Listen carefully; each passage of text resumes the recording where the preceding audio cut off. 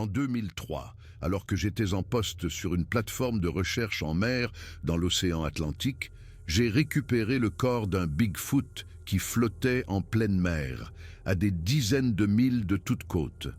Ce que j'ai découvert en examinant cette créature a remis en question tout ce que je pensais comprendre de la biologie, de l'évolution et du monde naturel. C'est l'histoire que j'ai eu peur de raconter pendant plus de 20 ans. Mais à mon âge, j'ai décidé que certains secrets sont tout simplement trop importants pour être emportés dans la tombe. Certaines vérités exigent d'être dites, quelles qu'en soient les conséquences. 12 octobre 2003. J'avais 52 ans et je travaillais comme biologiste marine principal pour l'Atlantic Coastal Research Institute, en poste sur la plateforme Bravo, une plateforme de recherche et d'observation située à 43 milles au large des côtes du Maine. La plateforme servait de base pour l'étude des écosystèmes des grands fonds marins, le suivi des migrations de baleines le long de la côte Est, la surveillance des courants océanographiques et la collecte de données environnementales pour les agences fédérales. Je m'appelle Dr Rachel Thornton et j'avais passé 28 ans à étudier la vie marine, publiant des articles sur des sujets allant des formations de coraux d'eau profonde aux schémas de communication des baleines à bosse, des organismes bioluminescents de la zone mésopélagique aux habitudes migratoires du thon rouge de l'Atlantique. J'avais vu des choses remarquables tout au long de ma carrière, des spécimens de calamars géants, des poissons rares, des abysses jamais catalogués, des formations géologiques sous-marines défiant toute compréhension conventionnelle, mais absolument rien ne m'avait préparé à ce que j'allais découvrir en ce froid matin d'octobre.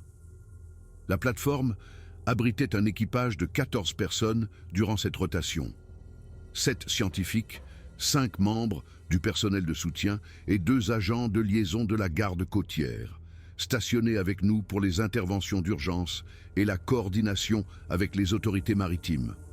La plateforme Bravo était une structure imposante, 160 pieds d'acier et de béton ancrés au fond de l'océan, avec des laboratoires répartis sur 3 niveaux.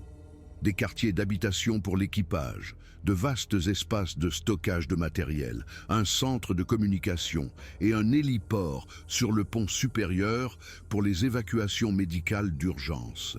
Nous travaillions généralement par rotation de 3 semaines, passant 21 jours sur la plateforme avant de retourner à terre pour une semaine de repos et de temps personnel, puis de repartir pour poursuivre nos recherches. C'était un travail exigeant, isolé du monde, entouré uniquement par l'océan dans toutes les directions, mais j'avais fini par aimer ce rythme. Après tant d'années, la plateforme était devenue ma maison. Ce matin d'octobre a commencé comme n'importe quel autre matin sur la plateforme Bravo. J'étais debout à 5h30, bien avant l'aube, à vérifier les données de la station météo, en buvant mon café dans le laboratoire principal. Les néons bourdonnaient au-dessus de ma tête et, à travers les fenêtres renforcées, je ne voyais que l'obscurité sur l'eau, ponctuée par les lumières lointaines d'un cargo qui passait quelque part à l'horizon. Les prévisions n'étaient pas bonnes du tout. Une dépression se déplaçait depuis le nord-est et devait atteindre notre position en fin d'après-midi. Les modèles informatiques la montraient s'intensifiant à son approche, se nourrissant des courants océaniques chauds qui traversaient notre zone de recherche.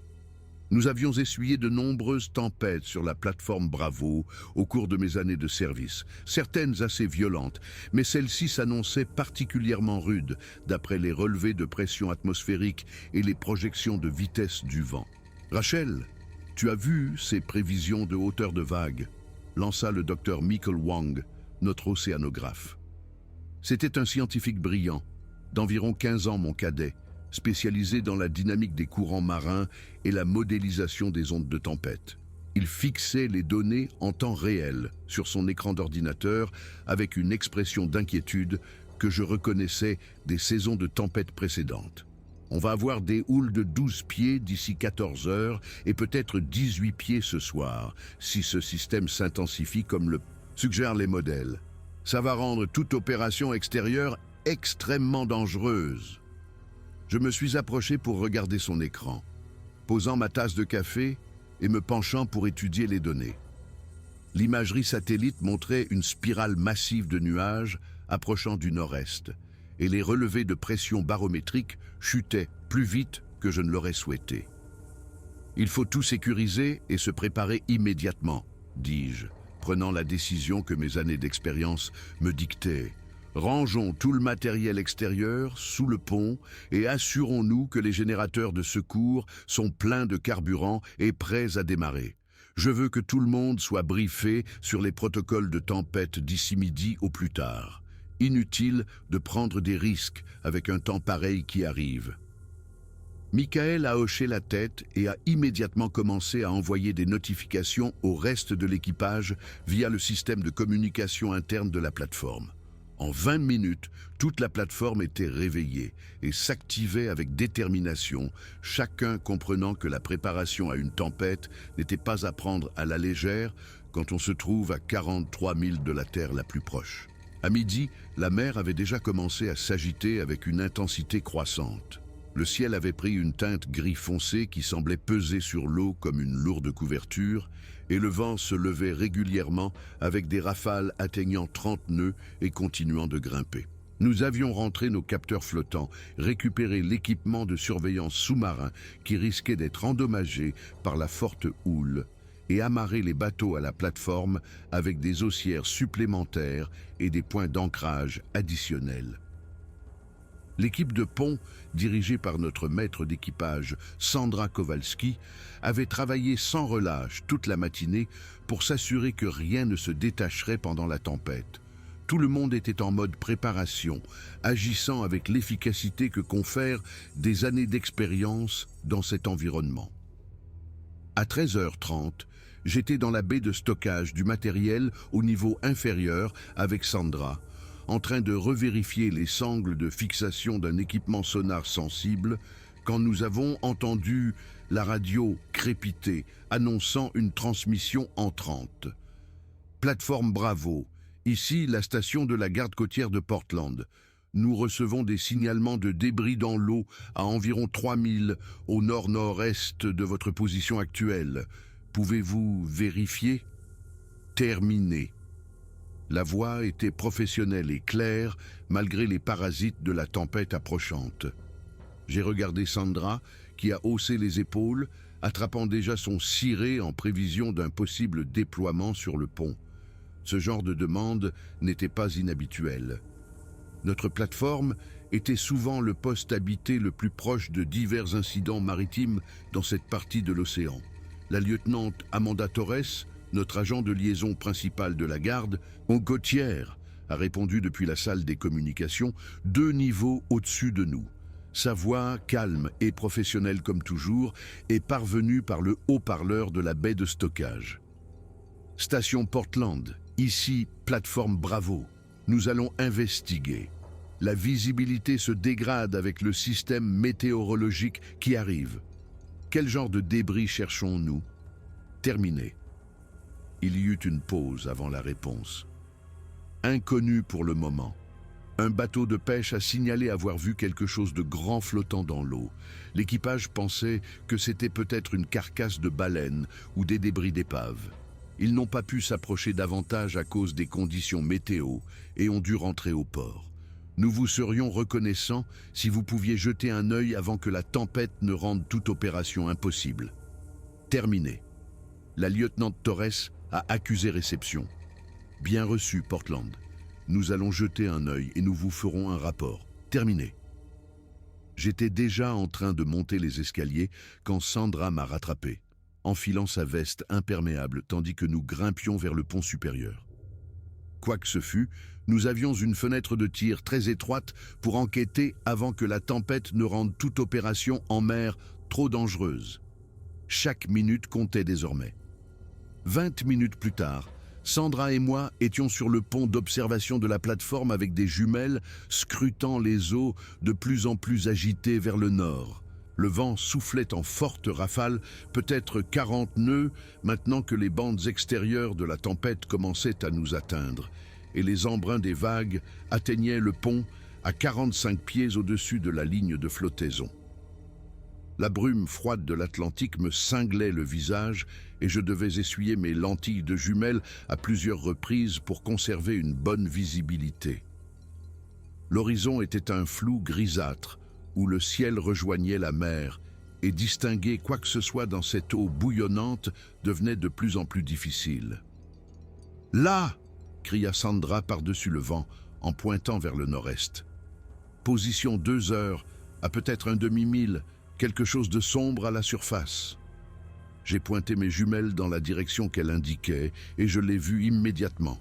Quelque chose de grand et de sombre flottait dans l'eau, montant et descendant avec la houle de plus en plus forte. Il était difficile de distinguer les détails à cette distance, surtout avec les embruns et la visibilité qui se dégradaient, mais je pouvais dire tout de suite que c'était de taille conséquente. C'était trop gros pour être un phoque, même un grand phoque gris. La forme ne correspondait pas à celle d'une baleine. Il manquait l'aileron dorsal ou la nageoire caudale distinctive qui identifierait un cétacé. J'ai baissé mes jumelles et regardé Sandra. « Faites monter la lieutenant Torres immédiatement, dis-je, et dites-lui que nous pourrions avoir besoin de déployer le bateau de sauvetage. Je veux aussi le maître Williams, ici. Nous devons décider rapidement si nous pouvons récupérer en toute sécurité ce que c'est, avant que la tempête ne le rende impossible. » En 15 minutes, nous avions une équipe rassemblée sur le pont inférieur, près de la rampe de lancement. La lieutenante Torres, Sandra, le maître David Williams, qui était notre autre agent de liaison de la garde côtière, et moi-même. La tempête arrivait plus vite que les modèles ne l'avaient prédit, et il nous restait peut-être 1 heure avant que les conditions ne deviennent trop dangereuses pour toute opération en petit bateau. La houle atteignait déjà 8 pieds et continuait de se creuser, et le vent faisait chanter le gréement de la plateforme d'un son que les marins expérimentés savent respecter. « Quoi que ce soit là-bas, il faut le récupérer maintenant ou attendre que la tempête passe », déclara la lieutenant Torres, étudiant l'objet à travers ses jumelles avec un œil exercé.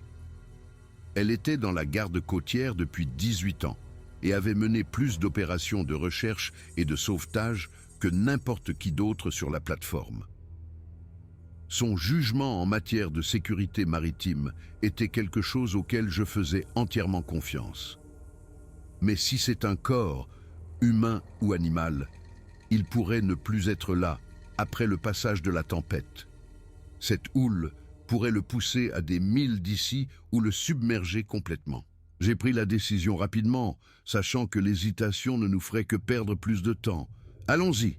dis-je avec l'autorité que me conférait mon statut de scientifique en chef de la plateforme. « Mais on fait ça vite et en sécurité. Au premier signe que les conditions sont trop dangereuses, on annule immédiatement et on rentre. Aucun spécimen ne vaut la peine de risquer des vies. C'est bien clair pour tout le monde ?»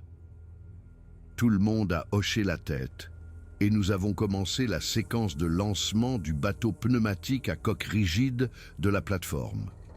C'était une embarcation de 28 pieds avec 2 moteurs hors bord, conçus spécifiquement pour ce genre d'opération par gros temps. La garde côtière l'avait équipé des derniers dispositifs de sécurité et sa coque était conçue pour affronter exactement le type de mer dans lequel nous nous engagions. Sandra nous a éloignés du côté sous le vent de la plateforme et le bateau a immédiatement commencé à taper dans les vagues alors que nous nous dirigions vers l'objet flottant. À mesure que nous nous approchions, luttant contre les embruns qui nous trempaient à plusieurs reprises et les vagues qui secouaient le bateau comme un jouet, je pouvais voir l'objet plus clairement. Il était définitivement de nature biologique. Je pouvais voir ce qui semblait être des poils ou une fourrure, brun foncé ou peut-être noir, emmêlé et gorgé d'eau. Ma première pensée fut que nous avions trouvé un ours, peut-être un ours noir qui s'était retrouvé d'une manière ou d'une autre dans l'océan à des milles de la côte. Il n'était pas inouï que des ours nagent sur des distances considérables, mais 43 milles dépassaient toute possibilité raisonnable. Pourtant, mon esprit cherchait des explications qui cadraient avec ma compréhension du monde naturel. On dirait un ours mort. cria la lieutenant Torres pour couvrir le bruit du moteur et le hurlement du vent. Peut-être tombé d'un bateau ou d'une barge. Peut-être, ai-je répondu, mais mon instinct me disait que ce que je voyais ne correspondait pas à la structure corporelle d'un ours que j'avais pu étudier. Même à cette distance, même à travers les embruns et la pluie qui tombait maintenant à verse, les proportions semblaient étranges. Les membres paraissaient trop longs, le torse trop humanoïde dans sa forme. Mais j'ai repoussé ces pensées comme étant impossibles, me disant que les conditions difficiles et la mauvaise visibilité déformaient ma perception. Sandra a manœuvré le bateau avec précaution, s'approchant sous le vent pour éviter d'être poussée sur la masse flottante par les vagues. Alors que nous nous rangions à côté du corps, j'ai pu le voir clairement pour la première fois, et mon souffle s'est coupé. Le temps a semblé s'arrêter un instant, malgré le chaos de la tempête autour de nous, tandis que mon cerveau luttait pour traiter ce que mes yeux voyaient. Ce n'était pas un ours. Il n'y avait aucune possibilité que ce que je regardais soit une espèce d'ours ou tout autre animal que j'avais rencontré en 3 décennies de recherche en biologie marine. Le corps était massif, flottant face contre l'eau dans la mer déchaînée.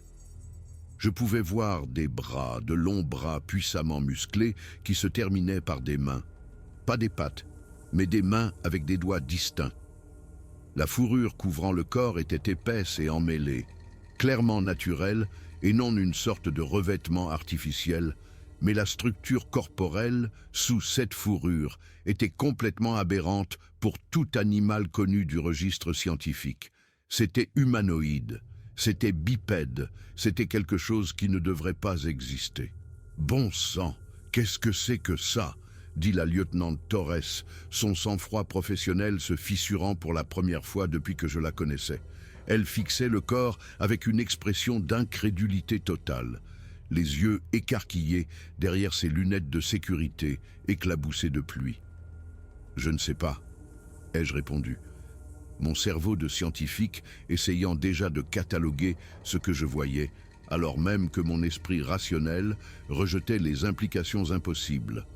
Chaque parcelle de ma formation, chaque article que j'avais écrit, chaque vérité acceptée sur la biologie et l'évolution, tout était remis en question par ce qui flottait dans l'eau à côté de notre bateau. Mais nous devons le hisser à bord immédiatement. Sandra, approche-nous. David, aide-moi avec le matériel de récupération. On ne peut pas le laisser ici, la tempête l'emporterait. Hisser le corps dans le bateau a été l'une des choses les plus physiquement éprouvantes que j'ai jamais faites dans ma carrière. La créature pesait au moins 500 livres, peut-être plus, et les vagues rendaient chaque mouvement périlleux. Nous avons utilisé des sangles de chargement et le petit treuil du bateau, travaillant ensemble avec une coordination désespérée pour faire rouler l'énorme forme par-dessus le plat-bord. L'eau a envahi le fond du bateau lorsque le poids est monté à bord et Sandra a dû ajuster l'assiette immédiatement pour compenser. Mes muscles brûlaient sous l'effort et je pouvais voir la même fatigue sur les visages de la lieutenante Torres et du maître Williams. Mais finalement, après ce qui a semblé une éternité de lutte contre la tempête et le poids de cette chose impossible que nous avions trouvée, nous l'avons arrimée au fond du bateau. Et maintenant qu'elle était à bord, maintenant que je pouvais la voir clairement malgré la pluie et les embruns, je savais avec une certitude absolue que ce n'était aucun animal existant dans les archives zoologiques. Le corps mesurait plus de 7 pieds de long, couvert de la tête aux pieds d'une épaisse fourrure brun foncé, emmêlée par l'eau de mer mais clairement naturelle, poussant de la peau comme les poils de n'importe quel mammifère. Le visage était partiellement submergé dans l'eau qui clapotait au fond du bateau, mais je pouvais en voir assez pour savoir qu'il n'était ni entièrement humain, ni entièrement singe. L'arcade sourcilière était proéminente, la mâchoire lourde et puissante, mais il y avait quelque chose dans la structure du crâne qui suggérait une intelligence au-delà de tout primate connu. Les mains étaient remarquables, avec 5 doigts, et ce qui semblait être des ongles plutôt que des griffes, épais et jaunâtres, mais distinctement différents des griffes animales. Les pieds étaient massifs, mesurant facilement 18 pouces de long, avec une structure de talons distincte et des orteils qui semblaient capables de s'agripper. Plateforme Bravo, ici bateau de sauvetage, a transmis la lieutenant Torres à la plateforme, sa voix tremblante d'une manière que je ne lui avais jamais entendue.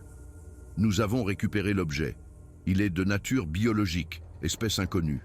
Nous retournons à la plateforme immédiatement. Arrivée estimée dans 10 minutes. Préparez l'infirmerie pour examen. Terminé. Il y eut une pause avant la réponse, et je pouvais entendre la confusion dans la voix de la personne de service aux communications. Bien reçu, bateau de sauvetage, l'infirmerie sera prête. Que voulez-vous dire par espèce inconnue? Terminé. La lieutenant Torres m'a regardé, et je pouvais voir dans ses yeux la même question qui brûlait dans mon propre esprit. Qu'avions-nous trouvé exactement? Quelle chose impossible l'océan Atlantique nous avait-il livré en cet après-midi d'octobre orageux? Inconnu pour le moment, a-t-elle finalement répondu. Nous ferons un rapport complet à notre retour. Soyez juste prêts. C'est gros. Terminé. Le trajet de retour vers la plateforme a été plus rude que l'aller. La houle atteignait maintenant 10 pieds et se dirigeait vers la fourchette des 15 pieds que Michael avait prédit. Et le bateau s'écrasait contre les vagues avec des impacts qui nous secouaient jusqu'aux os et rendaient toute conversation impossible. Les embruns et la pluie nous trempaient continuellement. Et le corps glissait au fond du bateau malgré les sangles que nous avions fixées autour de lui. Toutes les quelques secondes, je me surprenais à le regarder, m'attendant à moitié à découvrir que j'avais tout imaginé, qu'il se transformerait en ours, en grand phoque ou en quelque chose d'autre qui aurait un sens dans le cadre de la biologie connue. Mais chaque fois que je regardais, il était toujours là, toujours impossible, toujours réel. Le temps que nous atteignions la plateforme Bravo et nous mettions en position pour être hissés à bord, nous étions tous épuisés et trempés jusqu'aux os, frissonnant de froid malgré nos cirés. L'équipe de pont nous attendait pour nous aider, et le grutier était déjà en train de manœuvrer la nacelle de levage pour nous hisser, nous et notre impossible cargaison, sur le pont de la plateforme. Michael et les autres scientifiques attendaient sur le pont lorsque nous sommes finalement arrivés, ayant préparé l'une des plus grandes baies de stockage pour ce que nous avions récupéré. Quand ils ont vu ce que nous transportions sur la civière, que nous utilisions pour transporter le corps, l'expression sur leur visage reflétait exactement ce que j'avais ressenti en le voyant clairement pour la première fois dans l'eau. Le choc, l'incrédulité. Et sous cela, l'étincelle indubitable de fascination scientifique qui nous poussait tous à choisir cette profession. « Rachel, qu'est-ce que c'est ?» demanda Michael, sa voix à peine audible par-dessus le vent qui hurlait maintenant à travers la superstructure de la plateforme. Il fixait la forme massive et poilue sur la civière avec une expression d'incompréhension totale, sa formation scientifique luttant clairement pour traiter ce que ses yeux voyaient. « Je ne sais pas encore, ai-je répondu honnêtement. Mais nous devons l'amener immédiatement dans la baie d'examen. Et Michael, j'ai besoin que tu documentes tout. Des photos sous tous les angles, des mesures, des échantillons de tissu, tout ce à quoi tu peux penser. Parce que je ne suis pas certaine que quiconque croira à ça sans une documentation exhaustive. Quoi que ce soit, ça doit être étudié correctement. Nous avons déplacé le corps dans la plus grande baie de stockage de la plateforme que nous avons rapidement convertie en une zone d'examen improvisée. J'avais pratiqué des nécropsies sur des baleines, des dauphins, des requins et d'innombrables autres animaux marins au cours de ma carrière. J'avais publié des articles sur les techniques d'examen de spécimens et les procédures de documentation appropriées. Mais c'était complètement différent de tout ce que j'avais jamais rencontré. C'était quelque chose qui, selon tout ce qu'on m'avait enseigné sur la biologie et la zoologie, ne devrait tout simplement pas exister. Alors que la tempête frappait la plateforme à l'extérieur, secouant toute la structure avec la force des vagues et du vent, je me tenais au-dessus du corps et j'absorbais chaque détail que je pouvais observer. Les mains seules étaient assez remarquables pour mériter des années d'études. 5 doigts à chaque main, avec des proportions similaires aux mains humaines, mais considérablement agrandies, avec des doigts épais se terminant par des ongles qui semblaient presque pouvoir servir d'outils eux-mêmes. Les paumes étaient coriaces et noires, avec des lignes profondes qui me rappelaient les empreintes palmaires utilisées pour l'identification judiciaire des humains. Les pieds étaient encore plus impressionnants, des appendices massifs clairement conçus pour la marche bipède, avec une structure de talons et une disposition des orteils distinctement différente de celle de tous les grands singes que j'avais étudiés. Le visage, maintenant que je pouvais l'examiner correctement sous les lumières vives de la baie d'examen, était profondément troublant d'une manière difficile à articuler. Il n'était pas humain, pas exactement, mais il y avait quelque chose dans la structure osseuse et la disposition des traits qui suggérait une ascendance commune avec l'humanité bien plus profonde que notre relation avec les grands singes connus. L'arcade sourcilière était lourde et prononcée, abritant des yeux enfoncés qui étaient fermés dans la mort, mais clairement orientés vers l'avant, d'une manière qui suggérait une vision binoculaire similaire à celle des humains. Le nez était large et plat, avec des narines légèrement évasées, conçues peut-être pour filtrer l'air froid des montagnes. La mâchoire était puissante, avec un menton plus prononcé que ce à quoi je me serais attendu d'après l'apparence générale simiesque, et lorsque j'ai soigneusement ouvert la bouche, j'ai trouvé des dents qui combinaient des molaires de type humain avec des canines plus grandes et plus proéminentes que celles de n'importe quel humain. Le corps montrait des signes d'un séjour prolongé dans l'eau, mais pas excessif. D'après mon expérience de la récupération de spécimens marins, j'ai estimé qu'il flottait depuis peut-être 24 à 48 heures, assez longtemps pour que la peau montre quelques effets de macération, mais pas assez pour qu'une décomposition significative ait commencé. L'eau froide d'octobre de l'Atlantique Nord avait aidé à le préserver. Maintenant, les tissus dans un état relativement bon pour l'examen. Au cours des 6 heures suivantes, tandis que la tempête faisait rage à l'extérieur et que la plateforme tremblait à chaque impact de vagues massifs, j'ai mené l'examen le plus approfondi possible avec l'équipement dont je disposais. Michael a tout documenté avec des photos et des vidéos, ses mains tremblant légèrement mais sa formation scientifique le maintenant concentré sur la tâche.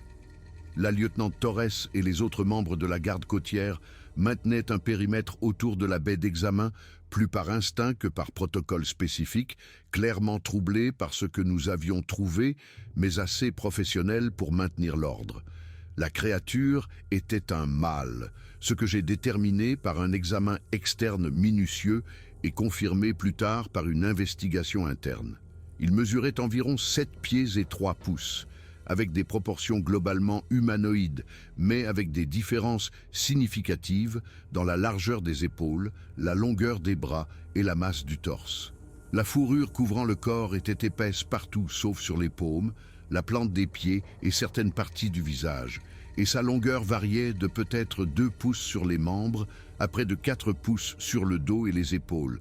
La couleur était un brun profond, presque chocolat, avec quelques poils gris, visibles près des tempes et le long de la mâchoire, suggérant que cet individu était mature, ou peut-être âgé selon les standards de son espèce. La musculature était extraordinaire, même en tenant compte d'une certaine dégradation des tissus due au séjour dans l'eau. La masse musculaire était bien supérieure à celle de n'importe quel humain de taille similaire. Les quadriceps étaient énormes, suggérant une posture droite qui nécessitait une force considérable pour être maintenue. Les muscles fessiers étaient également surdéveloppés, et les muscles du dos formaient un réseau complexe de tissus qui aurait permis une force incroyable du haut du corps. C'était une créature bâtie pour la puissance, pour se déplacer sur des terrains difficiles avec de lourdes charges, pour survivre dans des conditions qui mettraient au défi n'importe quel humain. J'ai prélevé des échantillons de tissus à plusieurs endroits du corps, les conservant soigneusement dans les congélateurs à spécimens du laboratoire pour une analyse ultérieure. J'ai prélevé des échantillons de sang du cœur qui s'étaient arrêtés, mais contenait encore du sang résiduel. J'ai recueilli des échantillons de poils, de peau et des organes internes que j'ai examinés lors d'une procédure de nécropsie minutieuse. À chaque étape, Michael a tout documenté et la lieutenante Torres a tenu un journal détaillé de tout ce que nous faisions et observions. L'examen interne a révélé des découvertes encore plus remarquables. Le cœur était plus gros qu'un cœur humain, peut-être 2 fois sa taille, avec des parois ventriculaires plus épaisses, qui suggéraient qu'il était conçu pour pomper le sang sous une pression plus élevée. Les poumons étaient massifs, occupant plus de place dans la cavité thoracique que des poumons humains, et la trachée était plus large que la normale. Tout cela suggérant des adaptations à la vie en haute altitude ou dans des conditions où l'oxygène est limité. Le système digestif était complexe, avec un tractus intestinal qui suggérait un régime omnivore similaire à celui des humains, mais avec quelques différences qui impliquaient une plus grande capacité à digérer les matières végétales coriaces. Le cerveau fut peut-être la découverte la plus remarquable de toutes.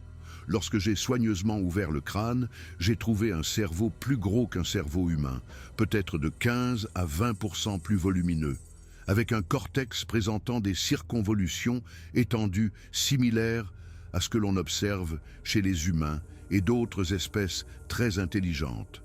Les lobes frontaux étaient bien développés, suggérant une capacité de pensée complexe, de planification et peut-être même de langage. Ce n'était pas le cerveau d'un simple singe, c'était le cerveau d'une créature qui pourrait posséder une intelligence comparable, voire supérieure, à celle de l'homme. Mais la découverte la plus stupéfiante est survenue lorsque j'ai examiné le crâne de plus près sous les lumières vives de l'examen. Là, sur le côté droit du crâne, partiellement caché par l'épaisse fourrure, se trouvait une vieille blessure. Un trou dans l'os, peut-être du diamètre d'un crayon, avec des bords qui avaient cicatrisé avec le temps, montrant des années de repousse osseuse autour de la blessure initiale. Lorsque j'ai examiné l'intérieur du crâne, j'ai trouvé des dommages correspondant au tissu cérébral, cicatrisé et guéri depuis longtemps, mais clairement le résultat d'une blessure pénétrante. On avait tiré sur cette créature. Des années auparavant, probablement des décennies d'après le degré de cicatrisation, quelque chose lui avait logé une balle dans le crâne, et elle avait survécu. Elle avait vécu des années après cette blessure, le cerveau compensant d'une manière ou d'une autre les dommages, l'os guérissant lentement autour de la plaie. Les implications de cette découverte m'ont glacé le sang, et cela n'avait rien à voir avec la froide tempête qui faisait rage à l'extérieur. Si on pouvait tirer sur cette créature, alors quelqu'un l'avait fait. Quelqu'un savait que ces choses existaient. Quelqu'un en avait rencontré une, avait une arme et avait utilisé cette arme contre cet être intelligent et remarquable. Et s'il y en avait une, il y en avait probablement d'autres. Ce n'était pas une anomalie de la nature, pas une mutation unique en son genre. C'était un membre d'une espèce qui rencontrait des humains et se faisait tirer dessus par eux depuis des décennies. À 3 heures du matin, la tempête avait commencé à se calmer, le vent perdant de son intensité maximale et les vagues diminuant progressivement de hauteur. J'avais travaillé près de 14 heures d'affilée, alimenté par le café et l'adrénaline de la découverte, et j'étais épuisé, mais incapable de m'arrêter.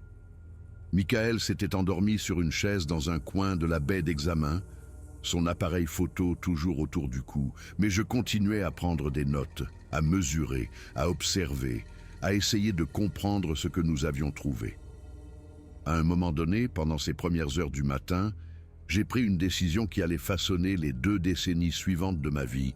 J'ai commencé à rédiger mes conclusions sous la forme d'un article scientifique documentant tout ce que j'avais observé, tout ce que j'avais mesuré, chaque échantillon de tissu que j'avais prélevé.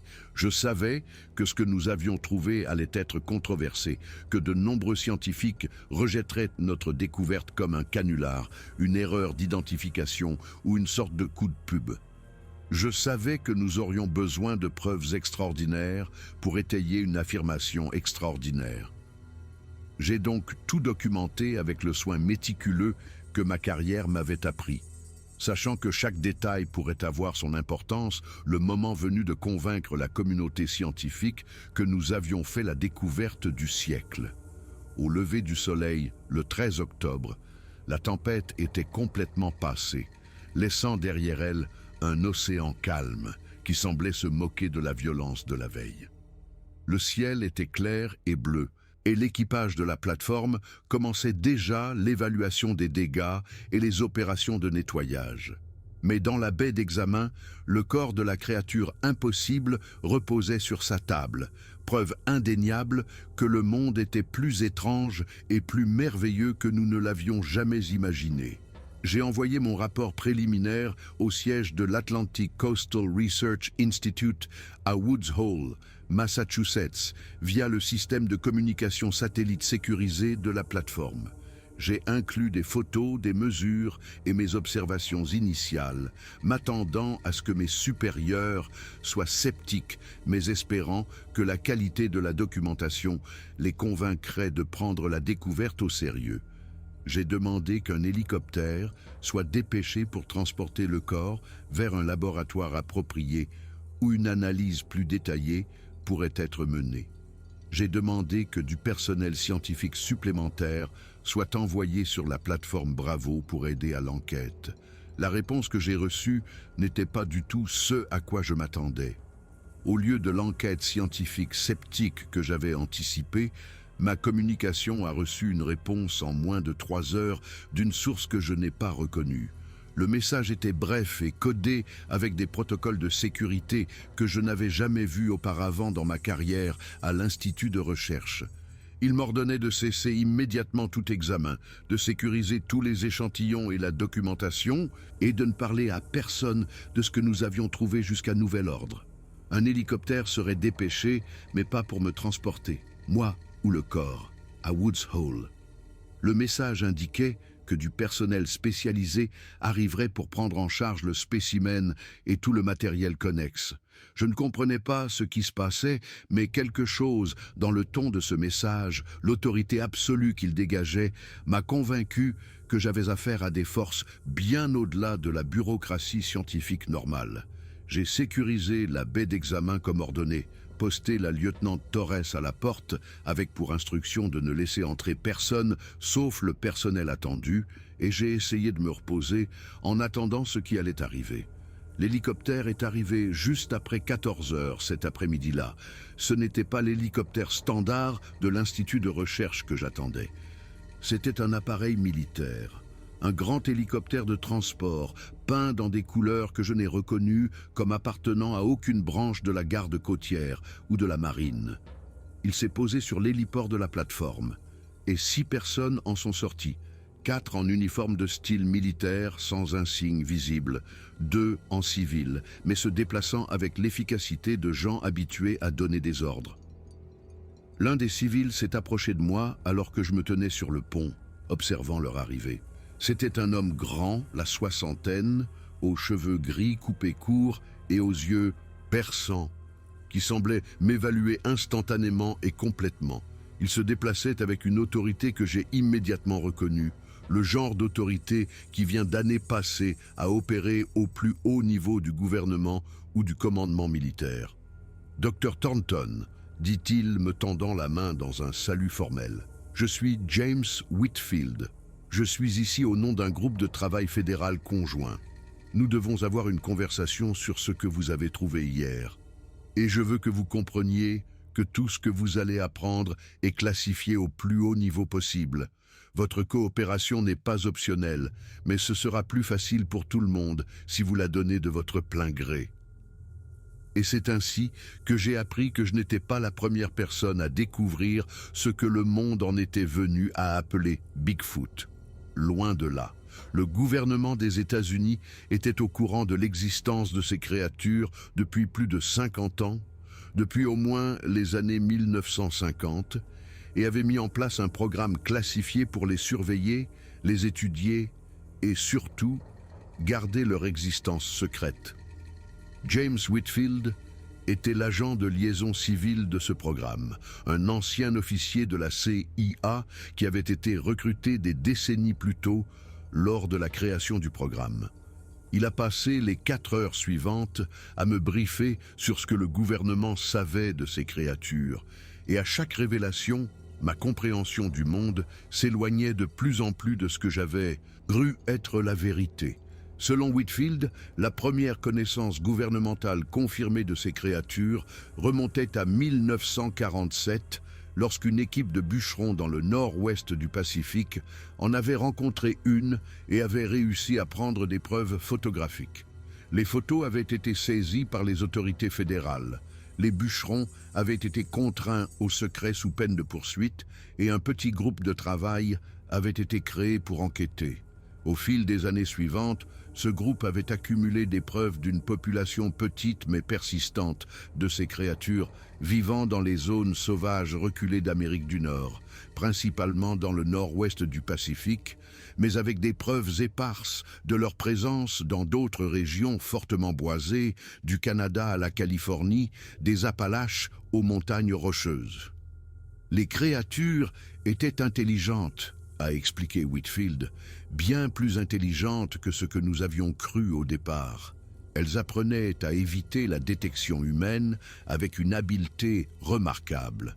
Elles utilisaient des outils simples, construisaient des abris et semblaient avoir une forme de structure familiale et d'organisation sociale. Les premières tentatives de capture d'un spécimen vivant avaient complètement échoué, les créatures démontrant une capacité à anticiper et à éviter les pièges qui suggéraient des capacités de résolution de problèmes égales ou supérieures à celles des grands singes. Mais voici la partie qui m'a le plus choqué. Selon les estimations de population du programme, basées sur des décennies de surveillance et de suivi minutieux, il restait moins de 300 de ces créatures dans toute l'Amérique du Nord. Et ce nombre était en baisse. Lentement mais sûrement, l'espèce était poussée vers l'extinction par une combinaison de facteurs, la perte d'habitat due à l'empiètement du développement humain sur les zones sauvages, les mises à mort accidentelles par des chasseurs qui les prenaient pour des ours ou d'autres animaux, les mises à mort délibérées par les rares individus qui les rencontraient et réagissaient avec violence, et une mortalité naturelle qui n'était pas compensée par un nombre suffisant de naissances pour maintenir la population. La mission du programme, a expliqué Whitfield, était double. Premièrement, étudier les créatures aussi minutieusement que possible tant qu'elles existaient encore, constituant un dossier scientifique d'une espèce qui serait presque certainement éteinte au cours du siècle prochain si les tendances actuelles se poursuivaient. Deuxièmement, les protéger de la découverte publique qui, selon les fondateurs du programme, mènerait à une frénésie de chasse qui accélérerait considérablement leur extinction. C'est cette seconde mission qui rendait le secret du programme si absolu. Le raisonnement était simple, même si je le trouvais troublant.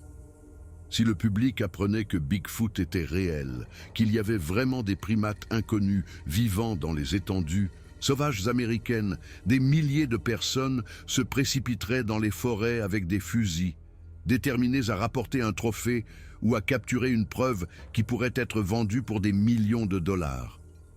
La remarquable capacité des créatures à éviter la détection ne les sauverait pas d'un effort de chasse soutenu et organisé par des humains motivés. L'espèce serait anéantie en une décennie, peut-être moins. Le gouvernement avait donc pris une décision, des décennies avant même ma naissance, de maintenir l'existence de ces créatures classifiées au plus haut niveau. Chaque observation était enquêtée et soit démystifiée, soit étouffée. Chaque preuve matérielle, corps, os, échantillons de poils, était saisie et conservée dans des installations gouvernementales. Les scientifiques qui s'approchaient trop près de la vérité étaient recrutés dans le programme, contraints au secret et mis au travail pour étudier les créatures sous des contrôles stricts. Ceux qui refusaient de coopérer, qui insistaient pour rendre l'affaire publique, faisaient face à des conséquences sur lesquelles Whitfield ne s'est pas étendu, mais qu'il a laissé entendre être sévères, Et maintenant, on me donnait le choix. Je pouvais rejoindre le programme, apporter mes compétences de biologiste marine à l'équipe interdisciplinaire qui étudiait ces créatures et accepter les exigences de secret qui accompagnaient ce poste. Ou je pouvais faire face à l'alternative, que Whitfield a clairement indiqué comme impliquant des poursuites pénales pour possession non autorisée de matériel biologique classifié, la destruction de ma carrière et de ma réputation, et très probablement l'emprisonnement. Ce n'était pas vraiment un choix, et nous le savions tous les deux. Au coucher du soleil, le 13 octobre 2003, j'avais signé une pile d'accords de non-divulgation qui remplissait près d'1 pouce de papier. J'avais été formellement recruté dans un programme si secret qu'il n'existait pas officiellement, et j'avais regardé l'équipe de Whitfield emballer soigneusement le corps que nous avions récupéré et le charger dans leur hélicoptère pour le transporter vers une installation dont je n'étais pas encore autorisé à connaître l'emplacement. Les 22 années suivantes de ma vie seraient définies par cette décision, par ce que j'ai appris, ce que j'ai vu et ce que j'ai été forcé de garder secret. Le programme avait son siège dans une installation rurale du Vermont, cachée dans une vallée des Green Mountains, qui avait été achetée par le gouvernement fédéral dans les années 1960 sous le couvert d'une station de recherche forestière. De l'extérieur, cela ressemblait exactement à ça. Un ensemble de bâtiments qui aurait pu être n'importe quelle installation de recherche gouvernementale, avec quelques véhicules garés à l'extérieur et une clôture qui ne semblait pas particulièrement sécurisée. Mais à l'intérieur, et dans les niveaux souterrains qui s'étendaient bien en dessous de la surface, se trouvait l'une des opérations de recherche biologique les plus sophistiquées au monde. J'y ai été transféré 3 mois après la découverte sur la plateforme Bravo, après une période de vérification de sécurité supplémentaire et d'enquête sur mes antécédents plus approfondis que tout ce que j'avais jamais connu. Lorsque je suis finalement arrivé à l'installation en janvier 2004, je me suis retrouvé dans un monde dont peu de gens connaissaient l'existence. L'installation était dirigée par le docteur Patricia Morrison, une femme à la fin de la soixantaine qui étudiait ces créatures depuis les années 1970, date à laquelle elle avait été recrutée alors qu'elle préparait son doctorat au MIT, après être tombée sur des preuves de leur existence lors d'une étude de terrain dans l'État de Washington. Elle était brillante, dévouée et entièrement engagée dans la mission du programme d'étudier et de protéger ces êtres remarquables. Elle allait devenir mon mentor, ma collègue, et finalement mon ami au fil des années qui suivirent. L'installation abritait la plus grande collection de preuves matérielles liées à ces créatures au monde. Il y avait 3 squelettes complets, récupérés sur des corps trouvés au fil des décennies, soigneusement conservés et disponibles pour étude. Il y avait des milliers d'échantillons de poils, des centaines de photographies, des dizaines de moulages en plâtre d'empreintes de pas et une vaste collection d'artefacts que les créatures avaient été observées en train d'utiliser, y compris des outils simples en pierre et en os. Il y avait des heures et des heures d'enregistrement vidéo, capturés par des caméras cachées placées dans des zones où les créatures étaient connues pour se déplacer, les montrant dans leur habitat naturel, menant leur vie de manière étrangement familière pour quiconque a déjà étudié le comportement humain. Et il y avait les échantillons de tissu du corps que j'avais aidé à récupérer, qui avaient été transportés à l'installation et soumis à une analyse bien plus sophistiquée que tout ce que j'aurais pu faire sur la plateforme Bravo. L'analyse ADN à elle seule a pris des mois, mais une fois terminée, elle a révélé quelque chose qui a changé tout ce que nous pensions savoir sur l'évolution humaine. Ces créatures n'étaient pas des singes, pas comme les gorilles ou les chimpanzés sont des singes. C'étaient des hominidés, faisant partie de la même lignée évolutive qui avait produit les humains modernes, mais ils avaient divergé de cette lignée à un moment donné dans un passé lointain et avaient suivi leur propre chemin évolutif. D'après l'analyse ADN, la divergence s'était produite il y a entre 1 et 2 millions d'années, ce qui les plaçait quelque part entre Homo erectus et les humains modernes sur la chronologie de l'évolution. Mais voici la partie remarquable. Ils avaient continué à évoluer parallèlement aux humains, développant leurs propres adaptations, leurs propres spécialisations physiologiques, leurs propres formes d'intelligence. Ils n'étaient pas nos ancêtres, et nous n'étions pas les leurs. Nous étions des cousins évolutifs, séparés par 1 million d'années de développement indépendant mais toujours assez proches génétiquement pour que la parenté soit indubitable. Les implications de cette découverte étaient stupéfiantes. Pendant des décennies, la compréhension scientifique dominante avait été que les humains modernes étaient la seule espèce survivante du genre Homo, que tous nos cousins évolutifs s'étaient éteints il y a des milliers d'années. Les Néandertaliens, les Denisoviens, Homo floresiensis, tous avaient disparu, ne survivant que dans des fragments d'ADN qui avaient été incorporés dans le génome humain par des croisements anciens. Mais voici la preuve qu'une autre espèce de Homo avait survécu jusqu'à l'ère moderne, avait vécu à nos côtés dans la nature sauvage depuis le début, caché par son intelligence et sa remarquable capacité à éviter la détection.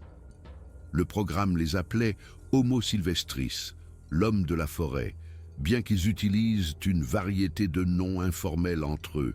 Celui qui revenait le plus souvent était simplement le nom populaire utilisé depuis des siècles, Bigfoot. Ce n'était pas un nom scientifique, mais c'était le nom que tout le monde connaissait, le nom qui était devenu une plaisanterie culturelle, précisément parce que le programme de secret du gouvernement avait si bien réussi à rendre l'idée ridicule. Au cours des années suivantes, je me suis impliqué de près dans les efforts de recherche du programme.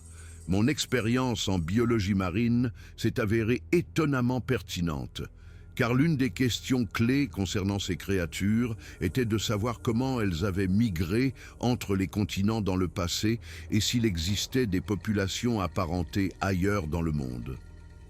Nous avons étudié leur physiologie, leur comportement, leur régime alimentaire, leur organisation sociale. Nous avons analysé leur vocalisation, qui était suffisamment complexe et variée pour suggérer une forme de langage, bien que nous n'ayons jamais réussi à le déchiffrer.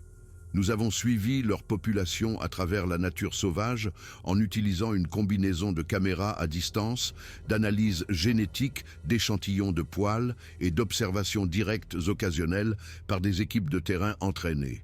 Et nous avons vu leurs effectifs continuer à décliner, année après année, malgré tout ce que nous faisions pour les protéger. Les estimations de population étaient dévastatrices à observer au fil du temps. Lorsque le programme avait été créé dans les années 1950, il y avait peut-être 1 millier de ces créatures vivant en Amérique du Nord. Au moment où je les rejoins en 2003, ce nombre était tombé à environ 300. 1 an plus tard, il était de 280. 5 ans plus tard, il était de 240. Le déclin était lent mais inexorable, causé par des facteurs que nous pouvions identifier mais que nous semblions impuissants à arrêter. La perte d'habitat était le facteur le plus important.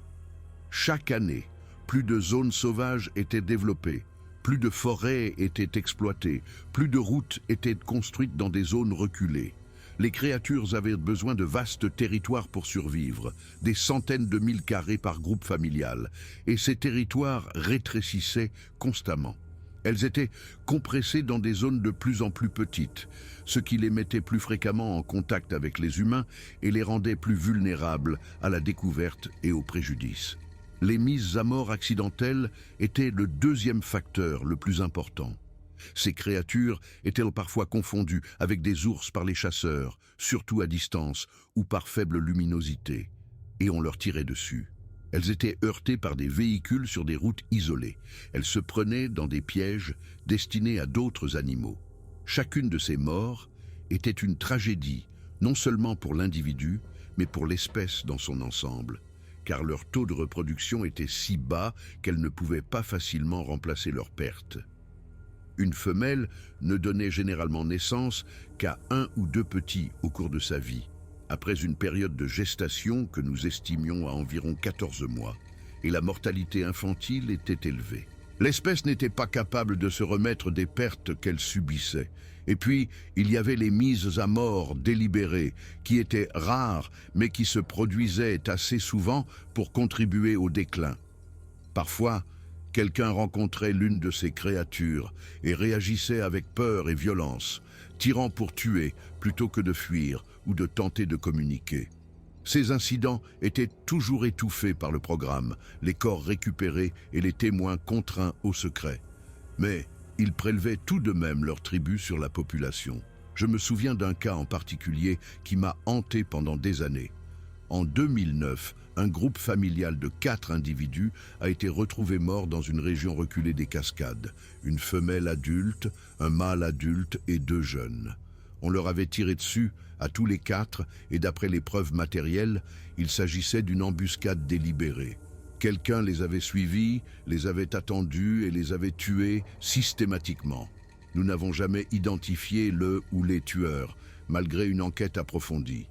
Les corps ont été récupérés, les échantillons prélevés et l'affaire classée avec toutes les autres. Mais je n'ai jamais oublié ces 4 corps, surtout les jeunes, à peine plus que des bébés, tués sans aucune raison que nous ayons pu déterminer, sauf peut-être la chasse aux trophées ou la simple haine de quelque chose de différent et d'inconnu. Le docteur Morrison partageait ma frustration face à l'incapacité du programme à faire plus pour protéger ces créatures. Elle observait le déclin de la population depuis des décennies, avait vu les effectifs passer de centaines à des dizaines de groupes familiaux. Et elle était de plus en plus convaincue que la politique de secret du programme ne fonctionnait pas. Nous les regardons s'éteindre au ralenti, m'a-t-elle dit un soir lors d'une conversation tardive dans son bureau. Et nous avons les mains liées par des protocoles de classification et des accords de non-divulgation. Peut-être que le secret avait un sens il y a 50 ans, mais le monde est différent maintenant. Peut-être est-il temps d'essayer quelque chose de différent avant qu'il ne soit trop tard. Mais la politique venait de niveaux bien au-dessus d'elle, bien au-dessus de quiconque dans le programme. Elle venait des plus hautes sphères du gouvernement, de gens qui croyaient que la connaissance publique de ces créatures mènerait au chaos et à la destruction. Et malgré ses doutes croissants, le docteur Morrison n'était pas prêt à risquer tout ce qu'elle avait construit en défiant cette politique. Alors nous avons continué à regarder, nous avons continué à étudier, nous avons continué à documenter une espèce glissant vers l'extinction, tandis que le monde restait ignorant de ce qui était perdu. Le corps que j'avais récupéré dans l'océan Atlantique en 2003 a finalement été identifié grâce à une analyse médico-légale approfondie. Nous avons pu reconstituer l'histoire de la façon dont il s'était retrouvé à flotter dans l'océan à 43 milles du rivage. Et cette histoire était l'une des plus tristes que j'ai jamais rencontrées dans ma carrière scientifique. La créature était un mâle âgé, entre 45 et 55 ans, d'après notre analyse du développement osseux et de l'usure des dents. Nous l'appelions Atlantic One dans nos dossiers, bien que j'ai toujours pensé à lui sous un nom privé que je n'ai jamais partagé avec personne, Benjamin, en souvenir de mon père décédé quand j'étais jeune. Benjamin avait vécu toute sa vie dans les forêts du nord de la Nouvelle-Angleterre, probablement dans les montagnes du Maine, ou peut-être du Vermont ou du New Hampshire. La blessure par balle cicatrisée dans son crâne montrait qu'on lui avait tiré dessus à un moment de sa vie, probablement des décennies plus tôt d'après le degré de guérison. Mais il avait survécu et s'était rétabli. Il avait survécu à des hivers rigoureux, trouvé de la nourriture dans des environnements difficiles, élevé une progéniture qui avait ensuite fondé ses propres familles. Et il était devenu vieux selon les standards de son espèce. Mais dans ces dernières années, alors que son territoire rétrécissait à cause du développement humain et que sa capacité à trouver de la nourriture dans la nature diminuait, Benjamin avait commencé à s'aventurer plus près des habitations humaines. Nous avons trouvé des traces de produits alimentaires humains dans son système digestif, des ordures qu'il avait récupérées dans des bennes et des poubelles de petites villes, proches des zones sauvages où il vivait. C'était de plus en plus courant chez les créatures à mesure que leur habitat était détruit. Une adaptation dangereuse qui les mettait en contact plus étroit avec les humains et les exposait à des aliments que leur système n'était pas conçu pour traiter. Quelque chose qu'il avait mangé l'avait rendu malade, probablement de la nourriture contaminée provenant d'une source d'ordures. L'infection s'était propagée dans son système, l'affaiblissant sur une période de plusieurs semaines. Dans son état de faiblesse, il avait erré plus loin qu'il n'aurait dû, peut-être délirant de fièvre, peut-être simplement désorienté par sa maladie. Il s'était retrouvé sur la côte, quelque part dans le Maine, au bord de l'océan, qu'il n'avait probablement jamais vu de sa vie. Et puis, la tempête était arrivée. La même tempête que nous avions affrontée sur la plateforme Bravo. La même tempête qui nous avait presque empêché de récupérer son corps. L'onde de tempête l'avait emporté dans l'océan et il s'était noyé, incapable de nager dans les courants puissants et les fortes vagues, trop faible à cause de sa maladie pour regagner le rivage. Il avait vécu 50 ans, survécu à une balle dans la tête, élevé une famille, s'était adapté à la nature sauvage qui se réduisait et qui était tout ce qu'il connaissait. Et à la fin, il était mort seul, flottant dans un océan qui lui était totalement étranger, à des milles des forêts qui avaient été sa maison. Cette histoire a cristallisé quelque chose en moi. La tragédie de ces créatures n'était pas seulement qu'elles s'éteignaient, c'était qu'elles étaient poussées à l'extinction par des actions humaines dont la plupart des humains n'étaient même pas conscients. Chaque lotissement qui empiétait sur la nature sauvage, chaque route construite à travers la forêt, chaque décharge qui attirait des créatures affamées hors de leur territoire contribuait à la mort lente d'une espèce qui avait survécu pendant des millions d'années. Et personne ne le savait. Le secret qui était censé les protéger empêchait également toute possibilité d'action significative pour les sauver. En 2015, la population était tombée à un peu plus de 150 individus. Le docteur Morrison et moi étions devenus de plus en plus découragés par la capacité du programme à faire quoi que ce soit de significatif pour inverser le déclin. Nous avions proposé des mesures de protection de l'habitat, des programmes de relocalisation, même des initiatives d'élevage en captivité. Mais chaque proposition était rejetée par les autorités qui contrôlaient le programme. La mission était l'observation et la documentation, pas l'intervention. Notre travail consistait à les étudier et à garder le secret, pas à essayer de les sauver. Et puis en 2018, il s'est passé quelque chose qui m'a poussé encore plus loin vers la décision que je finirais par prendre. Une équipe de randonneurs dans la péninsule olympique est tombée sur un groupe familial de 3 individus, une femelle, un mâle et un jeune. Ils étaient équipés de caméras et ont réussi à capturer plusieurs minutes de vidéo avant que les créatures ne se retirent dans la forêt. La vidéo était tremblante et peu claire, mais elle était indéniablement réelle. Elle montrait des créatures qui ne pouvaient être confondues avec des ours ou tout autre animal connu. Elle montrait de l'intelligence dans leurs yeux, de la délibération dans leurs mouvements, de la peur et de la protection dans la façon dont les adultes protégeaient le jeune. Le programme a agi rapidement pour étouffer les images. Les randonneurs ont été contactés, menacés de poursuites judiciaires et ont finalement reçu des sommes substantielles pour remettre toutes les copies de la vidéo et signer des accords de non-divulgation. L'histoire a été diffusée dans divers médias, selon laquelle les images étaient un canular, créé par des cinéastes amateurs en quête d'attention. En une semaine, l'incident avait été transformé en une autre blague, un autre exemple de crédules croyants en Bigfoot, dupés par des faux évidents.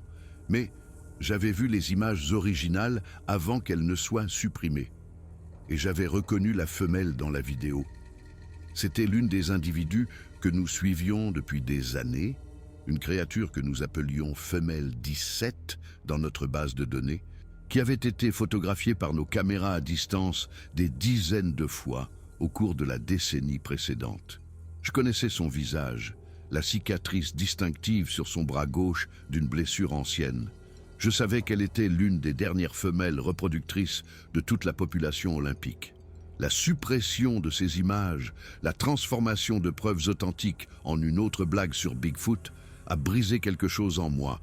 J'avais passé 15 ans à regarder ces créatures disparaître pendant que le monde riait à l'idée même qu'elles existaient. J'avais gardé le silence, suivi les protocoles, cru aux assurances que le secret était le meilleur moyen de les protéger. Mais elles n'étaient pas protégées. Elles étaient en train d'être effacées et le secret ne faisait que faciliter la tâche à tout le monde pour prétendre que rien n'était perdu. Je n'ai rien fait immédiatement. Les conséquences de la rupture de mon serment étaient trop graves et malgré ma frustration croissante, je n'étais pas prête à sacrifier tout ce que j'avais construit. Mais à partir de ce moment-là, j'ai commencé à me préparer. J'ai commencé à faire des copies de documents, de photographies et de données.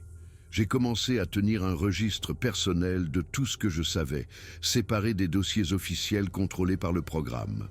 J'ai commencé à planifier le jour où je romprais enfin mon silence. Ce jour n'arriverait pas avant 2025, mais la décision a été prise en 2018 en regardant une vidéo authentique d'une créature authentique être transformée en une blague pendant que l'espèce qu'elle représentait continuait sa glissade vers l'oubli. Le docteur Morrison savait que quelque chose avait changé en moi après cet incident. Elle ne connaissait pas les détails, ne savait pas que je prévoyais de rendre l'affaire publique, mais elle sentait que mon engagement envers le secret du programme avait été fondamentalement ébranlé. Nous avons eu plusieurs longues conversations au cours des mois qui ont suivi, conversations au cours desquelles elle a essayé de me convaincre que la politique restait la meilleure option malgré ses imperfections. « Il faut comprendre l'histoire », a-t-elle dit lors d'une de ces conversations. Dans les années 1970, il y a eu de sérieuses discussions au plus haut niveau sur l'opportunité de rendre l'affaire publique. Les preuves étaient accablantes à l'époque, et certaines personnes du programme pensaient que la divulgation publique était inévitable et devait être gérée plutôt qu'empêchée. Mais nous avons fait tourner les modèles, fait les évaluations psychologiques, consulté des experts en comportement public et en dynamique des médias, et chaque analyse est revenue avec la même conclusion. La divulgation mènerait à une chasse à grande échelle. L'espèce ne survivrait pas à l'attention.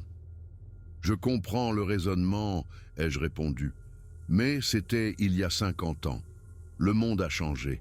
La conservation est une valeur dominante maintenant. Il existe des traités internationaux protégeant les espèces en voie de disparition, des organisations dotées de milliards de dollars dédiées à la prévention de l'extinction. Peut-être que le public réagirait différemment de ce que prédisaient ces vieux modèles. Peut-être, a-t-elle reconnu, ou peut-être que les modèles avaient raison et que nous condamnerions l'espèce à une extinction rapide au lieu d'une extinction lente. Es-tu prête à prendre ce risque ? Je n'étais pas prête à le prendre alors, pas encore. Mais je n'étais pas non plus prête à continuer à regarder en silence pour toujours. Quelque chose devait changer, même si je ne savais pas encore quelle forme prendrait ce changement. J'ai continué à travailler dans le programme pendant les 4 années suivantes, observant la population continuer à décliner. En 2020, il restait moins de 120 individus. En 2022, lorsque j'ai finalement pris ma retraite du programme, ce nombre était tombé en dessous de 100. L'espèce était en train de mourir, et il n'y avait rien que je puisse faire pour l'arrêter tant que je restais lié par mon serment de secret. Le docteur Morrison dirigeait toujours le programme quand je suis parti, à l'âge de 81 ans, toujours dévoué à la mission qui avait défini toute sa vie d'adulte. Nous étions devenus des amis proches au fil des ans, liés par nos connaissances communes et notre frustration partagée. Quand je lui ai dit que je prenais ma retraite, elle a semblé comprendre que quelque chose de plus se passait, que je ne me contentais pas de m'éloigner du travail, mais que je me préparais à quelque chose qui viendrait plus tard. « Rachel », m'a-t-elle dit lors de mon dernier jour à l'installation, « quoi que tu envisages de faire, s'il te plaît, réfléchis bien aux conséquences. Pas seulement pour toi, mais pour eux. Nous avons passé nos vies à essayer de protéger ces créatures. S'il te plaît, Ne gâche pas tout ça dans un moment de frustration. Je ne vais rien faire d'irréfléchi, l'ai-je assuré. Mais Hélène, nous avons passé 50 ans à les cacher. Peut-être est-il temps d'essayer quelque chose de différent avant qu'il ne soit trop tard. Elle m'a regardé d'un air vif, ses yeux toujours brillants d'intelligence malgré son âge. La politique vient des plus hauts niveaux. Je ne peux pas la changer même si je le voulais. Toi non plus. Et les sanctions pour divulgation sont sévères. Poursuite pénale, perte de pension, peut-être même l'emprisonnement. Ne jette pas tout ce que tu as construit. J'ai hoché la tête, sans être d'accord mais sans discuter non plus. Nous avions dit tout ce qui devait être dit. Et nous savions, toutes les deux, que la conversation ne visait pas vraiment à convaincre qui que ce soit. Il s'agissait de reconnaître la position impossible dans laquelle nous nous trouvions toutes les deux, liées par des serments que nous avions prêtés des décennies auparavant à une politique que nous soupçonnions toutes les deux d'échouer. J'ai quitté l'installation ce jour-là en sachant que je n'y retournerai jamais. J'ai déménagé dans une petite ville côtière de Caroline du Nord, un endroit loin des montagnes où vivaient les créatures, où je pouvais regarder l'océan et penser au corps que j'avais sorti de l'eau plus de 20 ans plus tôt. Je me suis installé dans ma retraite, lisant, jardinant, faisant de longues promenades sur la plage, essayant de profiter de la paix que j'avais gagnée après une carrière de secrets et de connaissances impossibles. Mais je ne pouvais pas m'empêcher de penser à eux. À Benjamin, la créature qui s'était noyée dans un océan qu'il n'avait jamais vu auparavant. À Femelle 17 et sa famille, leur existence authentique transformée en une blague par un gouvernement qui prétendait les protéger. Aux dizaines de créatures que j'avais étudiées au fil des ans, photographiées, analysées et documentées, chacune d'entre elles un individu avec une vie et une famille, et maintenant peut-être une mort dont personne ne saurait jamais rien. En janvier 2025, j'ai pris ma décision. Je me suis assise à mon ordinateur et j'ai commencé à écrire ce récit, documentant tout ce que je savais sur la découverte et le programme classifié qui avait suivi. J'ai rassemblé les photographies et les documents que j'avais conservés avant de signer l'accord de non-divulgation, les images de ce premier jour sur la plateforme. Bravo, les mesures initiales, les observations avant que le gouvernement ne prenne le relais. J'avais des copies de données que j'avais faites au fil des ans, du matériel que je n'étais pas censé avoir, mais que j'avais gardé précisément dans ce but. J'ai contacté des journalistes, des scientifiques, des groupes de conservation, tous ceux que je pensais susceptibles d'écouter. La plupart d'entre eux m'ont ignoré, me considérant comme une autre personne âgée, avec des histoires de Bigfoot, une autre excentrique en quête d'attention. Les décennies de travail du programme pour faire du sujet une blague avaient été terriblement efficaces. Mais quelques personnes ont écouté. Quelques-unes m'ont cru, ou du moins étaient prêtes à prendre le temps d'examiner sérieusement mes preuves. Et maintenant, j'écris ceci, l'histoire complète, sachant exactement quelles en seront les conséquences. Le gouvernement fédéral va me poursuivre. Je n'ai aucun doute là-dessus. J'ai violé mes accords de non-divulgation, enfreint les protocoles de classification et divulgué des informations qui sont censées être protégées au plus haut niveau. Il y aura des poursuites pénales. Je serai jugé. À mon âge, je pourrai passer les années qui me restent dans une cellule de prison. Je vais perdre ma pension. 22 ans de service dans un programme qui n'existe pas officiellement, et les avantages de la retraite qui allaient avec, tout cela me sera retiré en punition pour avoir rompu mon serment. La retraite confortable que j'avais prévue, la sécurité financière pour laquelle j'avais travaillé, tout cela est perdu maintenant. Mais voici ce que je sais, ce à quoi je ne peux échapper, peu importe à quel point j'essaie de justifier mes décennies de silence. Il reste moins de 80 de ces créatures, peut-être moins de 70. Dans une décennie, peut-être 2, elles seront éteintes. Et quand elles auront disparu, un programme gouvernemental fermera discrètement ces dossiers, scellera ses archives et mettra ses échantillons génétiques en stockage à long terme pendant que le monde restera ignorant que nous avons partagé ce continent avec une autre espèce intelligente. Ce n'est plus acceptable pour moi. Ça ne l'a jamais été, mais pendant trop longtemps, je me suis laissé croire que le secret était nécessaire, que le programme savait mieux que quiconque, que mon serment signifiait quelque chose. Maintenant, je comprends que mon serment protégeait un secret, pas une espèce. L'espèce est en train de mourir de toute façon, et le secret fait juste en sorte que personne ne le sache ou ne s'en soucie. Alors, je raconte l'histoire. Je fournis les preuves, les photographies, les mesures, les résultats d'analyse ADN qui ont montré que ces créatures sont nos cousins évolutifs, séparés de nous par 1 million d'années, mais toujours assez proches pour être reconnus comme de la famille. J'ai la documentation du corps que nous avons sorti de l'océan Atlantique en octobre 2003. J'ai des copies des données de population, des rapports de terrain, des registres d'observation. J'ai assez pour prouver que ce que je dis est vrai, et je mets tout cela à disposition. Cela déclenchera-t-il la frénésie de chasse dont le docteur Morrison m'avait averti? Possiblement.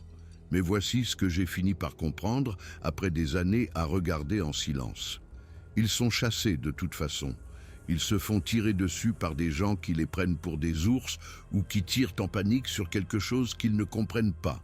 Ils sont tués par la perte d'habitat, la nourriture contaminée et les 1000 petites blessures d'un monde qui n'a pas de place pour eux. La différence, c'est que sans reconnaissance publique, ces morts ne sont pas enregistrés, pas enquêtés, pas punis. Personne n'est tenu pour responsable, car officiellement, rien n'est perdu. Si ces créatures doivent s'éteindre, et c'est peut-être le cas quoi que l'on fasse à ce stade, alors qu'elles s'éteignent au moins en tant qu'espèce reconnue. Que le monde sache ce que nous perdons. Que leur extinction soit pleurée, étudiée, documentée comme un échec de la conservation plutôt que d'être cachée comme un secret d'État. Et peut-être, juste peut-être, la prise de conscience du public générera la pression nécessaire pour une véritable protection. Peut-être que quelqu'un trouvera ce que nous n'avons pas pu trouver, comment les sauver tant qu'il est encore temps. Je connais les arguments contre ce que je fais. J'ai vécu avec eux pendant des années. Je les ai utilisés pour justifier mon silence. Mais j'ai 74 ans maintenant, et j'ai décidé que je ne peux pas emporter ce secret dans ma tombe. Regarder une espèce disparaître pendant que le monde restait ignorant de ce qui était perdu, cela tuait aussi quelque chose en moi. Je préfère affronter les conséquences, quelles qu'elles soient, plutôt que de continuer à être complice de cette extinction silencieuse. Le corps que nous avons sorti de l'océan ce jour-là, en 2003, mesurait 7 pieds et 3 pouces, pesait environ 520 livres et avait vécu entre 45 et 55 ans d'après notre analyse. Il avait survécu à une balle dans la tête des décennies plus tôt, avait traversé d'innombrables hivers rigoureux, avait trouvé nourriture et abri dans des environnements qui mettraient au défi n'importe quel humain, et avait élevé une progéniture qui continuait sa lignée génétique dans les forêts rétrécissantes du Nord-Est. Il est mort parce qu'il s'est aventuré trop près de la civilisation, poussé par la faim alors que son territoire se réduisait, mangeant des ordures qui l'ont rendu malade, et pris dans une tempête qui l'a entraîné dans un océan auquel il n'a pas pu survivre. Cette mort était tragique mais naturelle en un sens, une conséquence du chevauchement d'habitat et du mauvais temps. Mais l'extinction lente de toute son espèce par la chasse humaine, la perte d'habitat et l'indifférence, ça, ce n'est pas naturel. C'est un choix que nous faisons, que nous le sachions ou non. Aujourd'hui, je fais un autre choix. Je choisis de dire la vérité, d'affronter les conséquences et d'espérer que la transparence est une meilleure approche que le secret ne l'a jamais été. Aux agents fédéraux qui viendront sans aucun doute après que cette histoire sera devenue publique, je ne me cache pas. Je vis au 1847 Soundview Lane, Cedar Point, Caroline du Nord. Je suis prête à faire face à toutes les accusations que vous porterez contre moi. Je ne vais pas fuir, ni me cacher, ni prétendre que je n'ai pas fait exactement ce que je suis en train de faire. Venez me trouver. Je vous attendrai. Aux scientifiques qui analyseront ces informations, les échantillons d'ADN que je décris sont stockés dans des installations classifiées que j'identifierai dans les documents supplémentaires que je publie. Les restes squelettiques des corps récupérés au fil des ans sont catalogués et conservés. Les archives photographiques sont vastes et détaillées. Vous pourrez vérifier tout ce que je dis si on vous donne accès à ce matériel, et j'espère que ma divulgation forcera cet accès à être accordé. Au groupe de conservation qui pourrait enfin être en mesure de faire quelque chose de significatif, il existe des endroits spécifiques où les créatures restantes sont connues pour vivre. J'inclus cette information dans ma divulgation car les créatures ont besoin de protection maintenant. Pas après que les processus bureaucratiques aient suivi leur cours. Il y a un groupe familial dans la forêt nationale de Green Mountain, observé pour la dernière fois en octobre 2024. Il y a un couple dans la forêt nationale de White Mountain, près du mont Washington. Il y a des individus dispersés dans les Adirondacks, dans les forêts du nord du Maine, dans les régions reculées de la chaîne des Appalaches. Ils sont là, et leur temps est compté. Et aux gens qui pourraient lire ceci et penser à aller dans les forêts avec des fusils, à chasser ces créatures pour des trophées ou pour des preuves, je vous supplie de reconsidérer votre décision. Ce ne sont pas des monstres, ce ne sont pas des menaces. Ce sont des êtres intelligents avec des familles, des émotions et la capacité de ressentir la douleur et la peur. Si vous en rencontrez un, s'il vous plaît, laissez-le simplement partir. Laissez-le tranquille.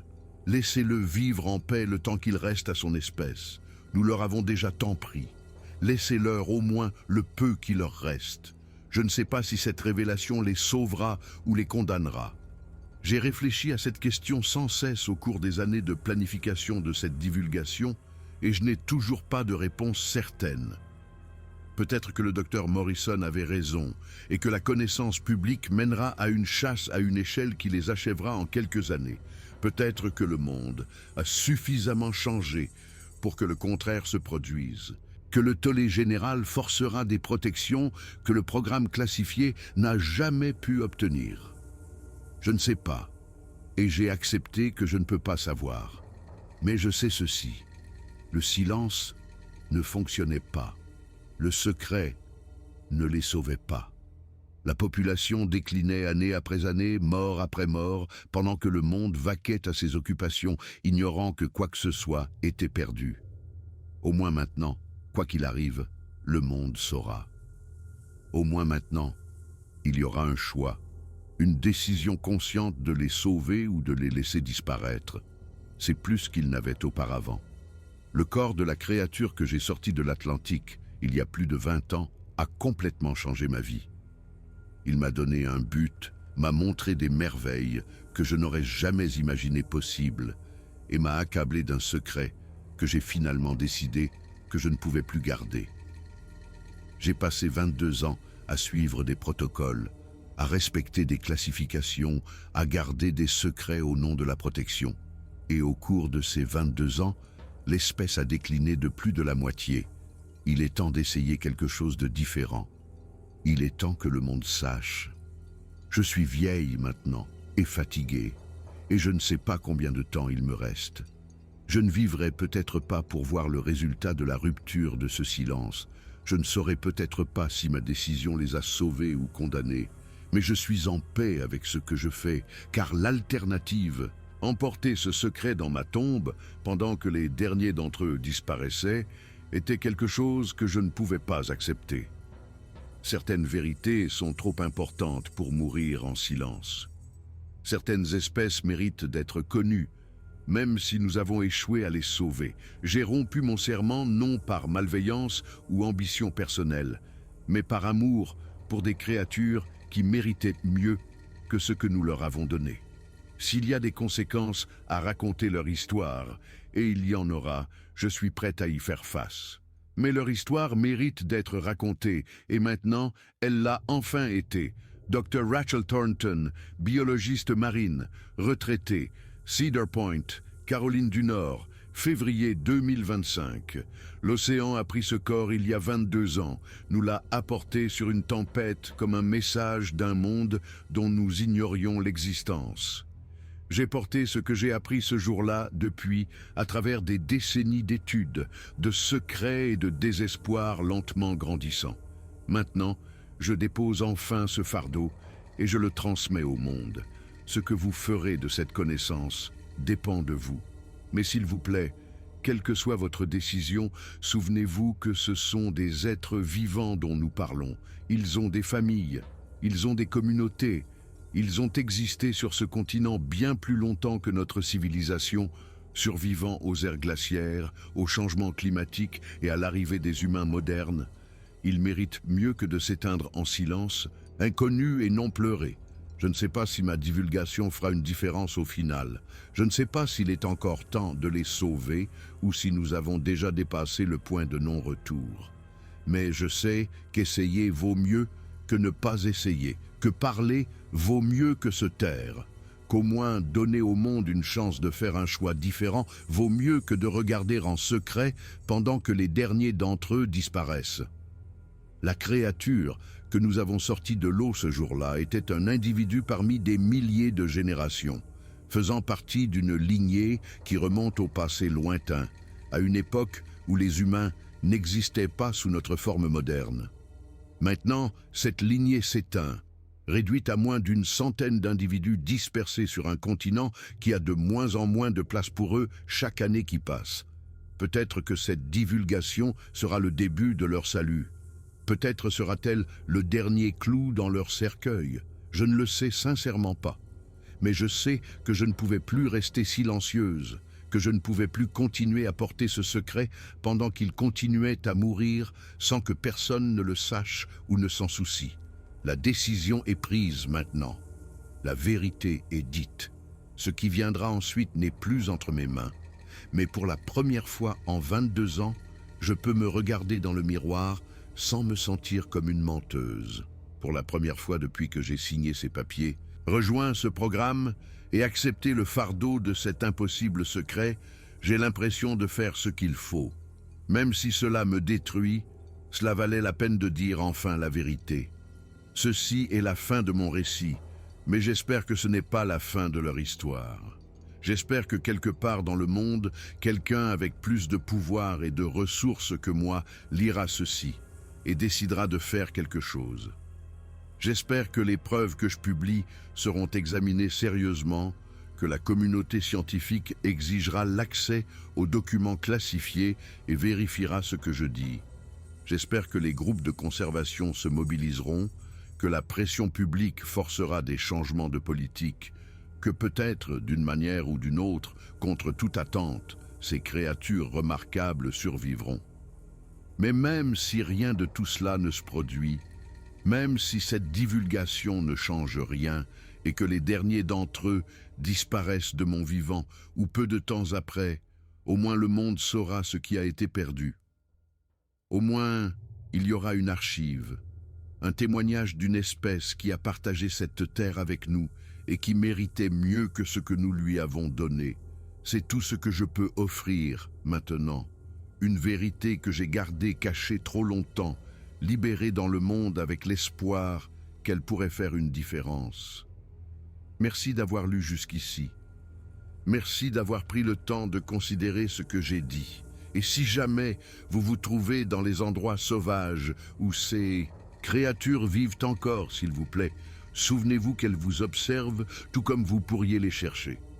S'il vous plaît, soyez doux avec elles. Elles ont assez souffert. Dr Rachel Thornton, je termine ici pour la dernière fois. Puissent les créatures que nous appelons Bigfoot trouver la paix et la protection qu'elles méritent, que ce soit de notre part ou malgré nous. Et puissions-nous un jour devenir une espèce digne de partager cette planète avec des êtres aussi remarquables qu'eux. Les vagues se brisent sur le rivage devant ma fenêtre alors que j'écris ces derniers mots. Le même océan Atlantique qui nous a livré ce corps il y a 22 ans est toujours là, vaste et indifférent, gardant tous les autres secrets qu'il détient. Mais ce secret, au moins, n'est plus caché. Cette vérité, au moins, est enfin libre.